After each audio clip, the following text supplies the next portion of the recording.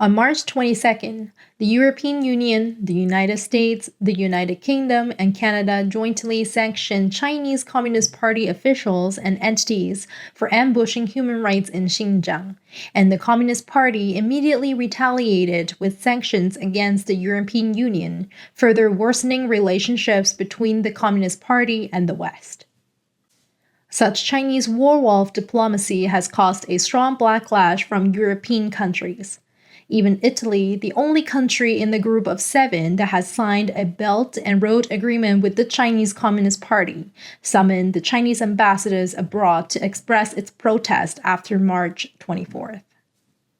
The Chinese Communist Party began to use official media and social media platforms to retaliate against foreign brands by rehashing old news about their refusal to use Xinjiang Cotton. On March 24th, the Communist Party of China's Communist Youth League Central Committee took the lead in naming and criticizing H&M, boycotting Xinjiang Cotton while trying to make money in China? What nonsense! And called Xinjiang Cotton does not accept this. 美国及其五眼联盟的盟友，的确我们看到他们是进行了协调，摆出了一副要打群架的样子。Foreign Ministry spokesperson Hua Chunying said they obviously don't recognize the situation in China and in the world today. China is no longer what it was 120 years ago. The Chinese people are not meant to be messed with, and it would do no good to mess with us. Due to the refusal to use Xinjiang Cotton, Swedish fast fashion clothing brand H&M has become the target of the public. The Chinese internet was flooded with the voices of boycotting H&M. Taobao, Jingdong, Pinduoduo, and other Chinese e-commerce platforms have filtered out H&M's product, causing them unresearchable online. Huawei, Tencent, and many other mobile app stores have also removed H&M Mall. H&M's brand ambassador in China, Chinese actor Huang Xuan and singer Victoria Song made a statement to terminate their partnership with H&M. This has immediately triggered a round of Chinese celebrities drawing a clear line between the brands and themselves by ending their partnership with associated brands, including Adidas, Converse, CK, Nike, Puma, and so on. However, many netizens believe that these celebrities are only acting out of self-protection. They are not willing to destroy their careers and money-making channels because of political issues.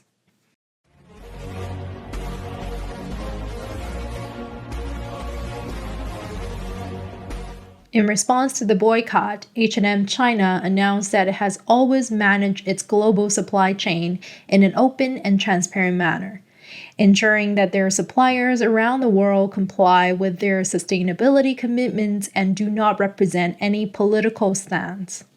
Besides H&M, Chinese netizens also targeted other international apparel brands, including Burberry, Adidas, Nike, New Balance, Uniqlo, Muji, and etc.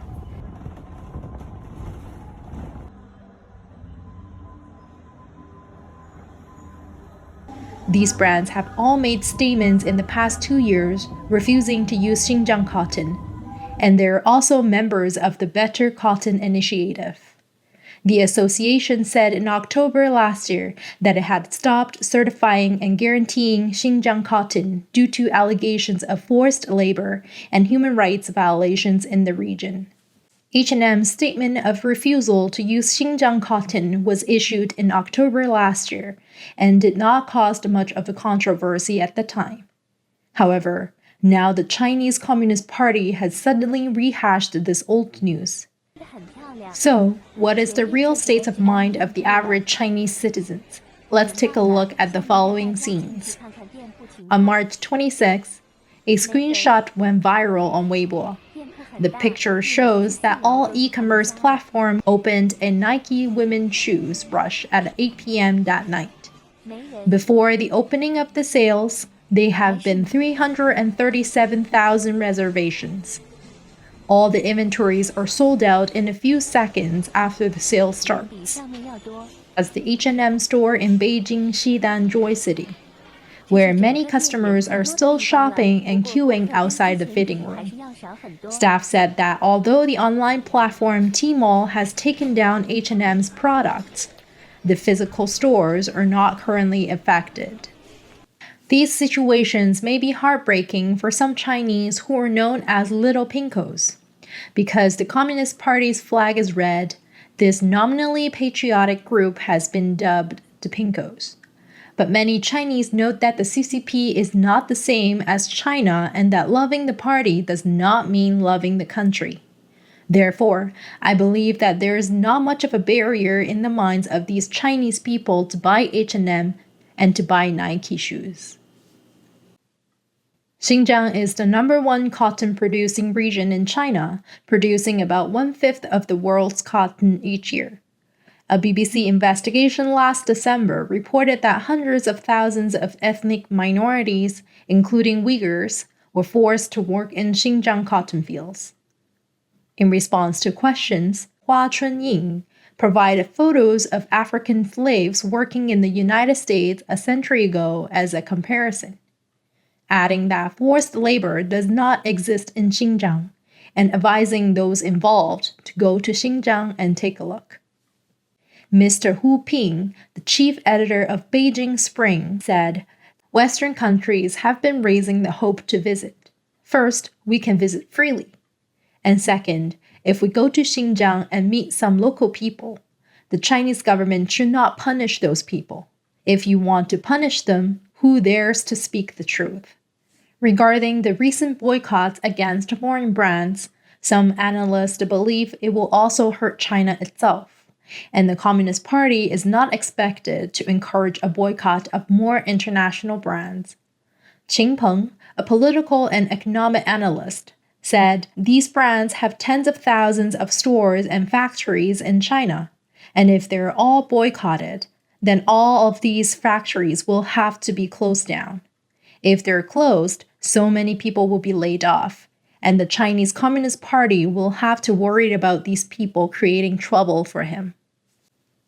The reason why Beijing dares to be extraordinarily tough in diplomacy against the United States, European, and Australia, a very major reliance is the economic and trade market. Obviously, European and American enterprises needs the Chinese market and its low-cost manufacturing. Therefore, CCP usually don't need to worry too much. They know that those European countries and the US would eventually negotiate with them. Any situations will be easily under control. However, in recent years, South Asian and India factories have become more competitive in manufacturing. In the future, it's doubtful that China is still going to be the top interest in terms of low-cost manufacturing.